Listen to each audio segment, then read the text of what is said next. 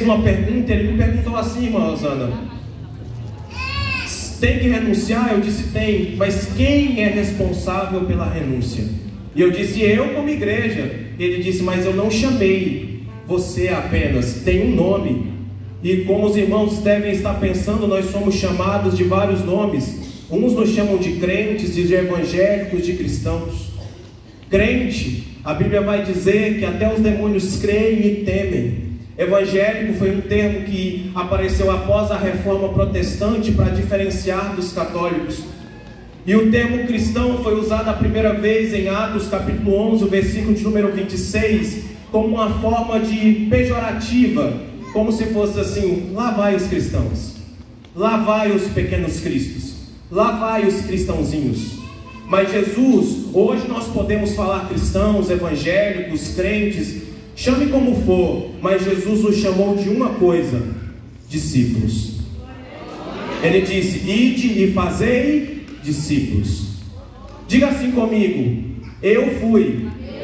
Mais forte: eu fui chamado para ser um verdadeiro discípulo.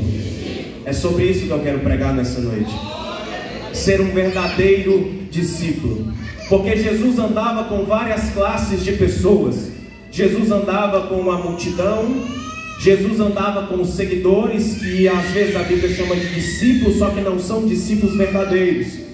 Ora, Jesus andava com os seus 12, que eram chamados de discípulos e eram também chamados de apóstolos. Dentre os 12 tinham os 3 amigos. Dentre os 3 tinha João, que era o que deitava ao peito do mestre. Mas a Bíblia vai dizer, e eu quero falar de 5 características essa noite sobre ser discípulo dentre as milhares que tem.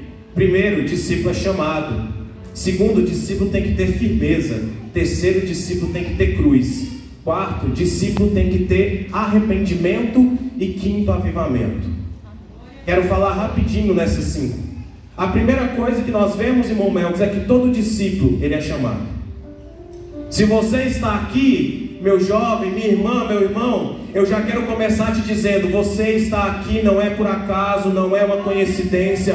Foi Jesus que te escolheu, Jesus que te chamou, e Ele ainda te chamou de geração eleita. Você não é um acaso, você foi escolhido a dedo por Deus. Porque é próprio Jesus que vem e chama. E eu quero falar que quando Ele chama, Ele chega para Pedro, que é o primeiro discípulo, junto com o André. E Ele chega na beirada da praia, ninguém pegou nada a noite inteira. Ele chega e diz: joga a rede do outro lado. Quando joga a rede do outro lado, a rede vem cheia de peixes. Puxa para a terra novamente. E aí Jesus vai fazer um convite para Pedro: larga tudo isso e se torne um pescador de homens. Irmão Vitor, o que é que você quer dizer com isso? É porque todo chamado precisa de uma renúncia. É muito fácil Jesus chamar Pedro enquanto o barco está vazio. Agora eu quero ver chamar quando o barco está cheio de peixe. Eu quero ver aceitar o chamado de Jesus quando Pedro teve a melhor pesca da sua vida. Não é fácil. Mas deixa eu te falar, Jesus nunca vai te chamar sem você ter que abrir mão de alguma coisa. Porque multidão não abre mão, seguidor não abre mão. Agora discípulo tem que ter renúncia. Pedro, André, renunciem o barco cheio de peixes e vem me seguir. Jesus está dizendo: tem coisas para essa noite que eu quero que você abra mão para ser meu discípulo. Eu quero que você abra mão, às vezes, do seu tempo para outras coisas e tire tempo para mim. Eu quero que você abra mão de amizades. Eu quero que você abra mão de coisas que estão te atrapalhando na minha presença, porque eu tenho um chamado de discípulo para a sua vida. E aí Ele chama, mas o que mais me deixa perplexo é porque logo após Ele vai chamar Tiago e João. E quando Ele vai chamar Tiago e João estão costurando as redes. Pedro e André estavam pescando. Tiago e João estavam consertando as redes. Sabe o que eu aprendo com isso? É que nem todo discípulo precisa pescar. Não entendeu? Deixa eu te falar de outro jeito. Nem todo discípulo precisa ser pregador. Nem todo discípulo precisa ser cantor. Nem todo discípulo precisa estar no púlpito. Sabe o que é isso? Sabe quem é costurar rede? É porque não dá para pescar com rede furada. Então o pescador não pesca sem quem conserte a rede. Sabe quem é consertador de rede? É quem coloca o joelho no chão e intercede. A maior característica de um discípulo é ser intercessor. Irmão Vitor, eu não prego, eu não canto, mas você tem 2 joelhos que pode colocar no chão e falar: Senhor, na minha igreja tem pregadores, Senhor, na minha igreja tem cantores. Eu não vou, mas vá com eles. Jesus está te chamando para consertar a rede de pessoas nessa noite. Quando nós tiramos esse paletó, não sai asas. Nós somos seres humanos, nós caímos e nós precisamos das ajudas uns dos outros. Jesus te chama para consertar redes. E qual é a diferença, irmão Vitor, de discípulo para o resto? É porque discípulo tem firmeza. Irmão Vitor, como assim discípulo tem firmeza? É porque vai chegar lá em João capítulo 6. Jesus está pregando, os discípulos estão ao redor, a multidão está ao redor. Aí chega a parte da tarde, está todo mundo com fome. Jesus enrolou na pregação, igual o irmão Vitor falou, que o irmão Kleber falou que eu posso ir até meia-noite. Brincadeira. Mas estava todo mundo com fome. E aí falaram: não posso mandar a multidão embora sem dar comida. Já alimentei a alma, preciso alimentar o bucho agora. E aí Jesus manda trazer os 5 pães, os 2 peixinhos, multiplica, todo mundo conhece a história, todo mundo enche a barriga. Jesus olha para os discípulos e fala: passa para o outro lado. Quando os discípulos estão passando para o outro lado, vem uma tempestade. Quem que aparece caminhando nas águas? Jesus, grandão da Galileia. Vem andando, disse: meu Deus, é fantasma. E Jesus: calma que é papai. Quieta mar, quieta vento, porque eu que mando em tudo.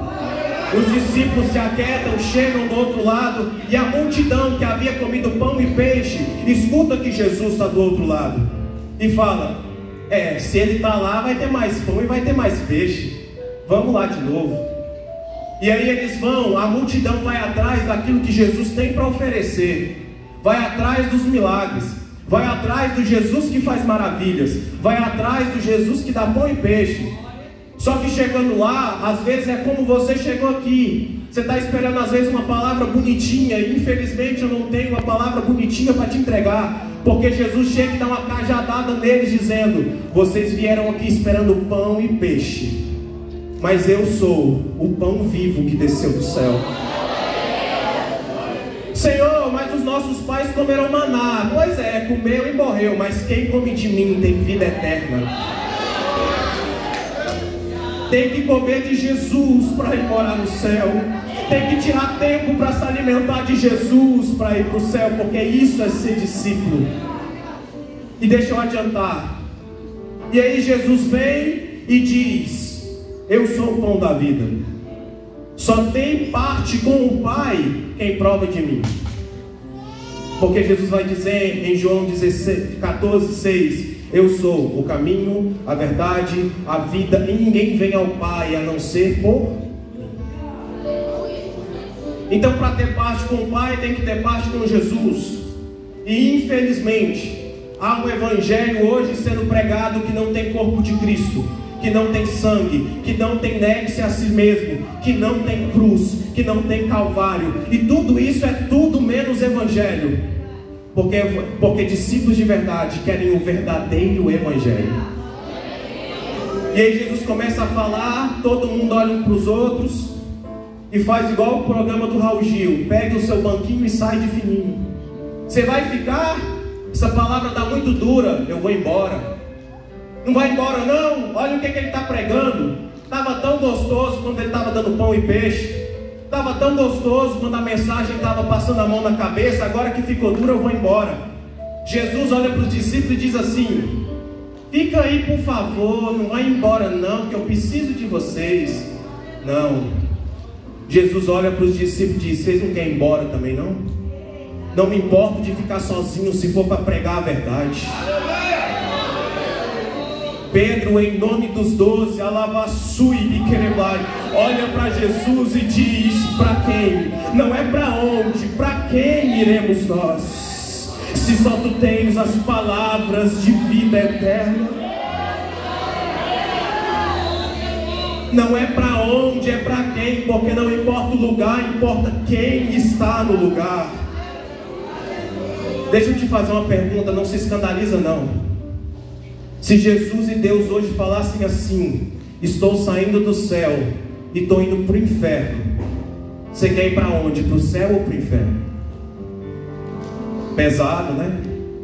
Mas deixa eu te falar, o céu não é céu por causa dos anjos. O céu não é céu por causa dos querubins. O céu não é céu por causa dos serafins. O céu não é céu por causa do trono, por causa do rio. O céu não é céu pela rua de ouro, de cristal, pelos muros de jaspe, não. O céu só é céu por causa de Cristo que está lá. Aonde não cabe Jesus, não me cabe também. Sabe por que não aceitaram Jesus aqui na terra? É porque Ele é de cima. Sabe por que não aceitaram a igreja primitiva aqui na terra? É porque ela é de cima. Sabe por que não te aceitam aqui na terra? É porque você não é daqui. Nós iremos encontrar não onde, mas quem lá no céu. Porque o céu só é céu por causa de Deus Pai, de Deus Filho e de Deus Espírito Santo. Aleluia. Para quem nós iremos, se só tu tens as palavras de vida? Perceba, ele diz: para quem nós iremos, se tu tens milagres? Para quem nós iremos? Eles acabaram de ver Jesus andando sobre as águas e eles estão preocupados com as palavras. Sabe por quê? Multidão está preocupada com milagre, seguidor está preocupado com maravilhas, discípulo está preocupado com as palavras. Discípulo está preocupado com a palavra. Sabe por quê? Porque milagre é gostoso de se ver, mas não sustenta crente. Maravilhas é muito bom ver, mas não sustenta crente. Falar em línguas estranhas é extraordinário. Eu sou pentecostal também, e pentecostal que não faz barulho está com defeito de fabricação. Mas o que sustenta a vida do crente é a palavra. Para quem nós iremos, se é só Ele que nos dá a palavra? Essa é a diferença entre quem é seguidor e quem é discípulo. E lembra que de qual foi o discurso de Jesus? Eu sou o pão que desceu do céu. Mas Jesus também vai dizer: eu sou o vinho, eu sou o sangue. Sabe por quê?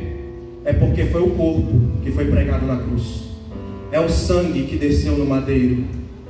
E evangelho não é evangelho sem cruz. Discípulo não é discípulo sem cruz. Sabe por quê? Porque Jesus, ele cresceu ouvindo o barulho dos pregos, porque seu pai era carpinteiro. Imagine Jesus criança, escutando o pai pregar as tábuas, pregar o madeiro. E todo dia ele escutava: Ele era 100% homem, mas era 100% Deus. Eu imagino que toda vez que Jesus escutava o prego bater na mente dele, ia para o Calvário, pensando: daqui uns anos eu vou ter que estar lá pregado também. Daqui uns anos eu escutarei esses pregos, mas eles estarão no meu corpo. É um sacrifício que Jesus fez.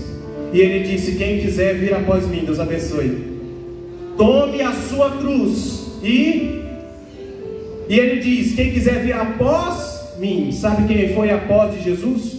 Porque muita gente vai falar que nós temos que ser como João, e é o discípulo aos pés da cruz, mas eu prefiro ficar com Paulo. Gálatas 2:20: já estou crucificado com Cristo. Não é estar aos pés da cruz, é estar na cruz com Jesus. Desde o processo de carregá-la. Sabe quem foi após Jesus? Mandaram um sirineu.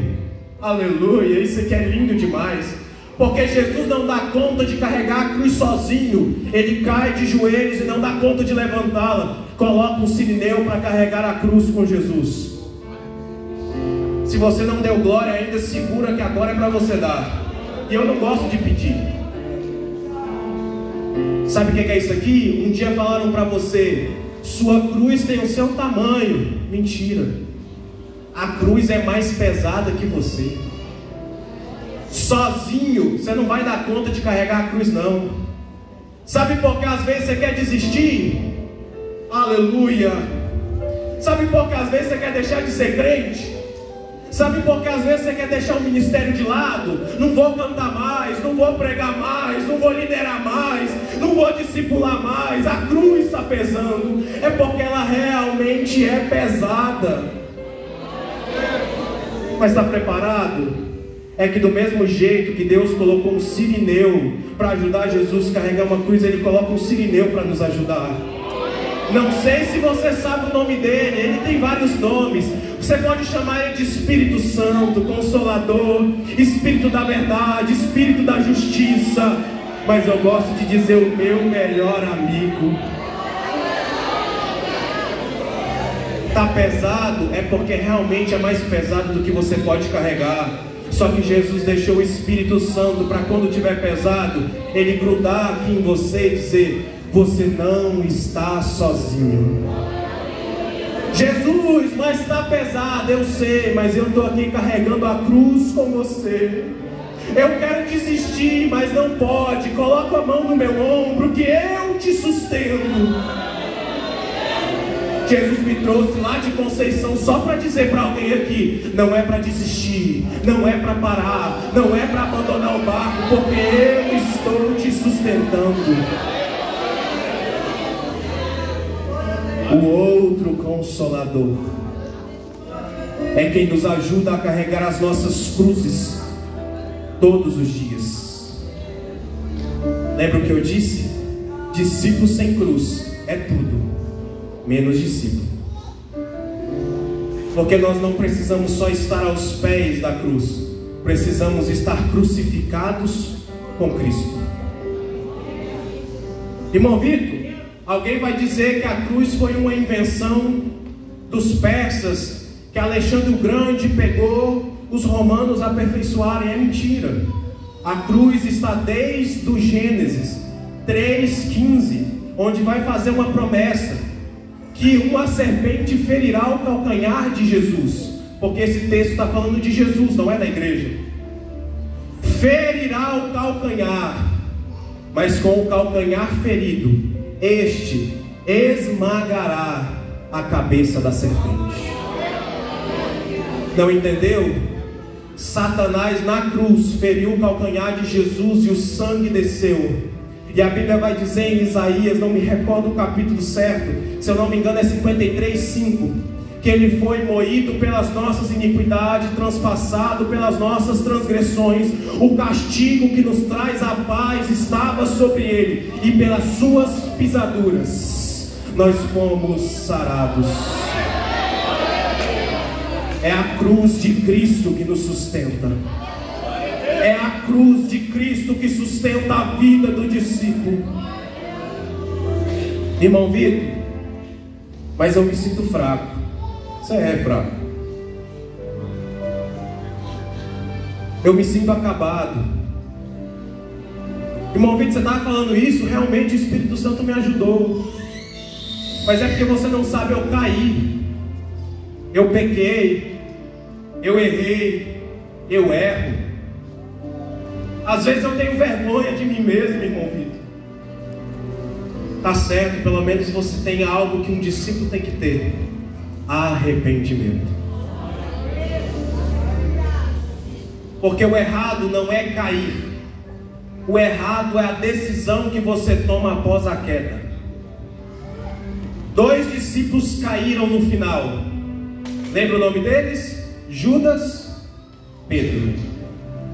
Judas trai Jesus, e a decisão daquele discípulo é: eu traí o meu mestre, e ele se mata por aquilo. O erro de Judas, claro, foi ter traído Jesus, mas o maior erro de Judas foi não ter aceitado o perdão de Cristo. Jovem, você que está me escutando aqui, você errou, caiu, não tem mais o que fazer, mas deixa eu te falar, Jesus quer te perdoar nessa noite. Aceite o perdão de Jesus, porque a minha Bíblia vai dizer que aonde abundou o pecado, superabundou a graça de Cristo. Quer que eu te prove? Calma aí. A Bíblia vai dizer o seguinte, a Bíblia diz o seguinte, que Judas trai e se mata, mas Pedro diz: eu não te nego. Todo mundo aqui vai te negar, Pedrão não. Pedrão é o cara. E aí Jesus diz: Pedro, ainda que o galo cante, você me negará 3 vezes. O discípulo, um dos melhores amigos de Jesus. E aí o que acontece? Jesus está sendo chicoteado, Jesus está sendo açoitado, e Pedro está ao redor de uma fogueira. Diga comigo: fogueira. Mais forte: fogueira. Ele está ao redor de uma fogueira. E ali uma mulher vai chegar para Pedro e vai dizer: ei, eu te conheço, você estava com ele, com aquele tal de Jesus, né? Eu? Nunca na vida, nunca vi esse homem. É você sim, você fala como eles. Não, não sou eu não. É você sim, eu te vi com eles. E aí Pedro vai jurar. É como se no grego ele estivesse dizendo assim: que Deus me mate se eu conheço esse homem. E quando Pedro fala isso, o galo canta. Alguns vão falar que é um sino que os romanos tocavam para a troca de turnos. Outros vão falar que é o galo mesmo. Não importa, o que importa é que o galo tocou, cantou, não sei. Mas quando o galo canta, Jesus sai de dentro aonde ele estava, sai todo ensanguentado, crava os olhos nos olhos de Pedro. E quando ele faz isso, Pedro sai de onde está e vai chorar amargamente. Sabe por quê? Porque para ter arrependimento tem que ter choro. Pedro vai chorar porque está arrependido do que fez e lembrou do que Jesus disse. E aí, irmão Vitor, o que vai acontecer?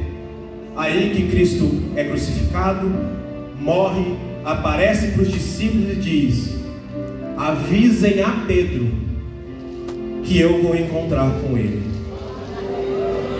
Aleluia. João capítulo de número 21 chega. E aí Pedro está desanimado, olha para os discípulos e diz assim: vou pescar. Eles olham e dizem: vamos com você. Estão pescando e a Bíblia diz que está jogando a rede e não está pegando nada.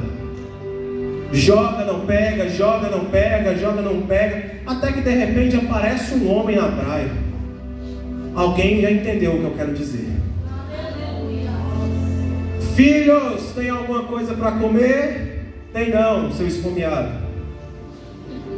E aí Jesus vai falar uma ordem: joguem a rede para o outro lado.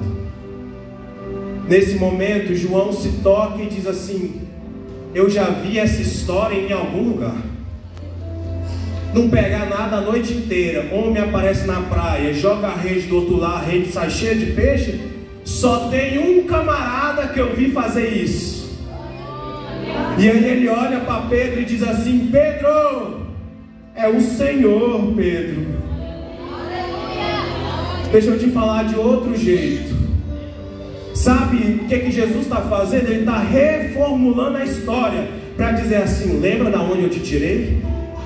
Lembra de quando eu te chamei para ser meu discípulo? Por que está querendo parar? Eu te trago à memória hoje o dia que você veio aqui nessa casa e me aceitou como Senhor e Salvador, para te dizer: eu vim aqui te buscar.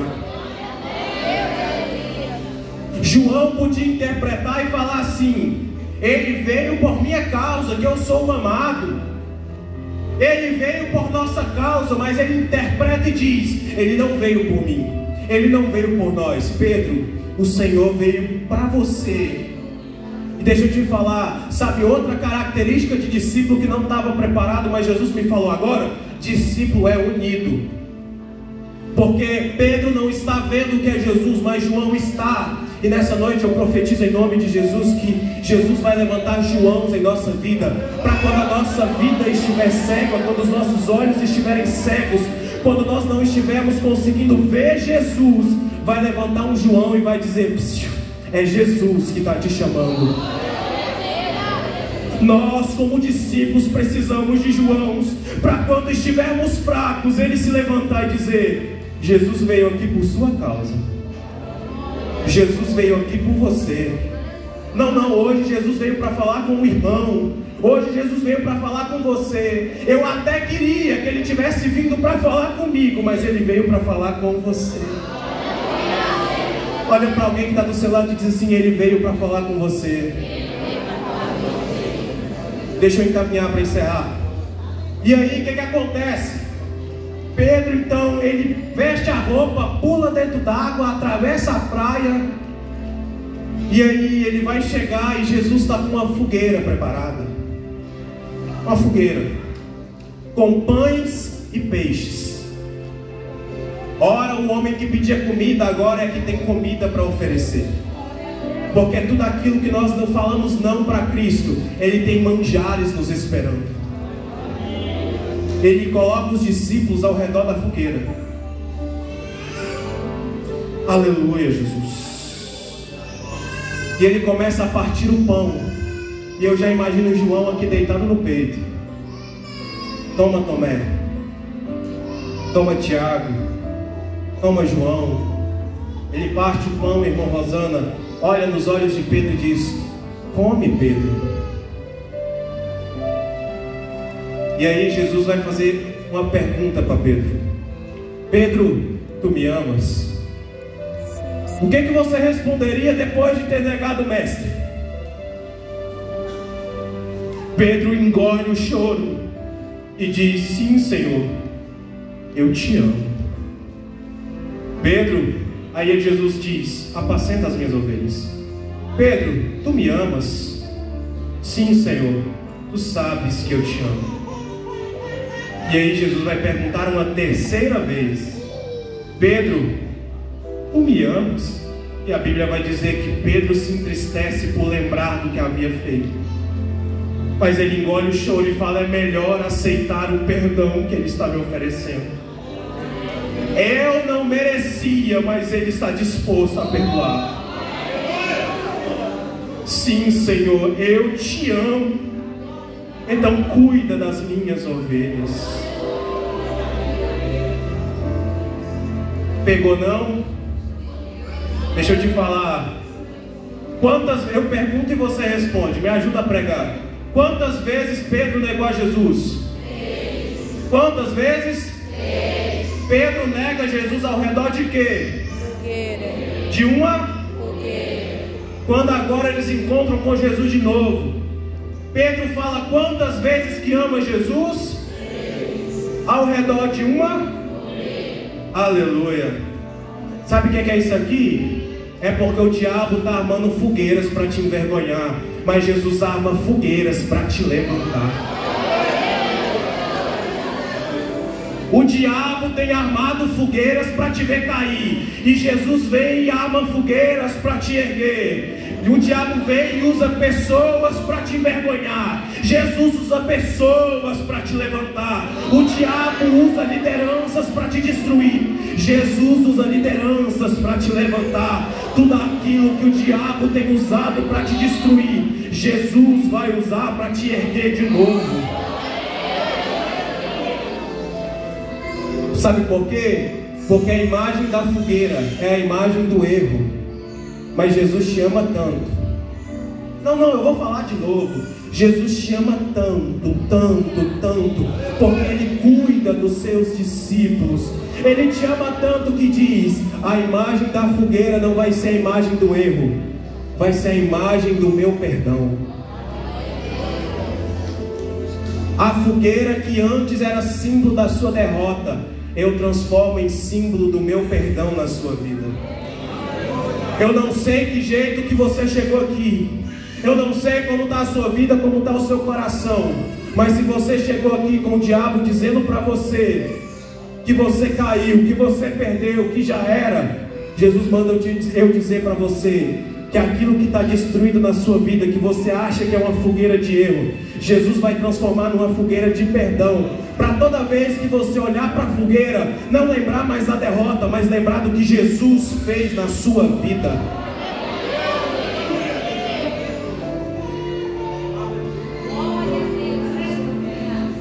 E por que tudo isso, irmão Vitor? É porque Ele nos chama para ser discípulos de avivamento. Então, antes de chegar no avivamento, precisa ter chamado. Antes de chegar no avivamento, precisa estar firme. Antes de chegar no avivamento, precisa ter cruz. Antes de chegar no avivamento, precisa ter arrependimento. Sabe por quê? Porque nós, como Assembleia de Deus, somos muito bons para ganhar gente. Mas a gente tem que melhorar em cuidar das pessoas. Não estou falando aqui. Porque hoje as pessoas estão aceitando Jesus e nós estamos olhando para o talento delas. Fala bem, canta bem, tem uma boa oratória, já vou colocar para pregar, já vou colocar para isso e aquilo. Mas a diferença de um discípulo para um seguidor é o caráter de Cristo desenvolvido no discípulo. Para ser discípulo tem que ter caráter de Cristo. Então, antes de colocar para pregar, antes de colocar para cantar, nós temos que desenvolver o caráter de Cristo nas pessoas. Temos que ensinar a negar a si mesmos. Temos que ensinar o valor da cruz, o valor do jejum, o valor da oração, o valor da palavra, para que Cristo se impregne nele. Aí sim, nós mandamos ele para o avivamento. Porque Jesus se prepara 30 anos para cumprir o ministério de 3. Jesus prepara 3 anos e meio os discípulos para depois mandá-los pregar. Porque discípulo tem que ter preparo. Mas aí ele deixou uma promessa. E aqui eu quero encerrar. Ele deixou uma promessa. Lá em João 14 também. Eu vou embora, mas não vos deixarei órfãos. Mandarei o outro Consolador. No 40º dia Jesus sobe. E aí Apocalipse 5 e o Salmo 24 se cumprem. O que é isso, irmão Vitor? Quando Jesus está subindo, ele ainda não está no céu, mas ele também não está mais na terra. Os anjos de dentro do céu não conheciam o Jesus que tinha descido em corpo, porque agora Jesus está ressurreto. Então os anjos de dentro, ou melhor, os anjos de fora vão dizer: abri as portas, ó Jerusalém, que aí vem o Rei da Glória. Os anjos que ainda não tinham visto Jesus vão dizer: quem é esse, o Rei da Glória? E os anjos que estão acompanhando Jesus vão dizer: eis aí o Senhor, o Rei da Glória.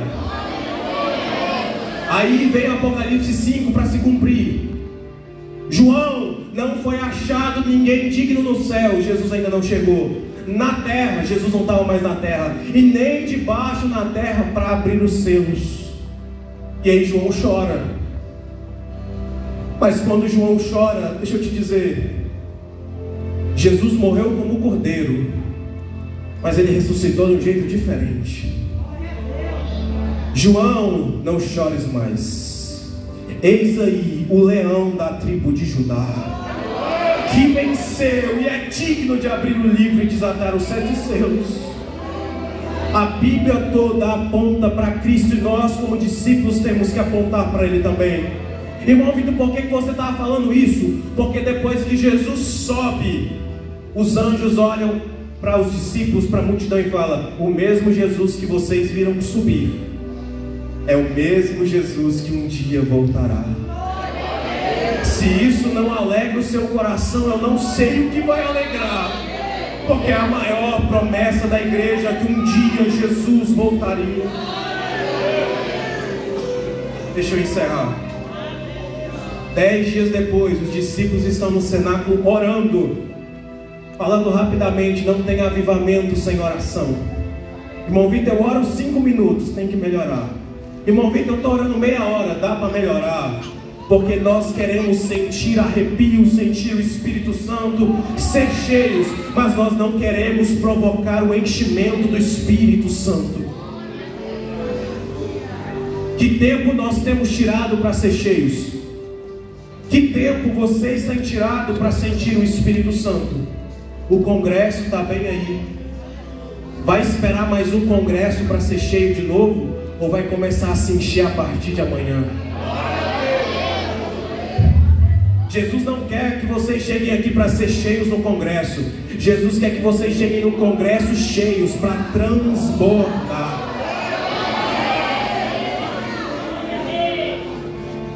Atos capítulo de número 2. E cumprindo o dia de Pentecostes, estavam todos reunidos no mesmo lugar, e de repente ouviu-se um som como de um vento veemente e impetuoso, da qual encheu a casa onde estavam assentados. E foram vistos por eles línguas repartidas como que de fogo, dos quais pousaram sobre cada um deles. E todos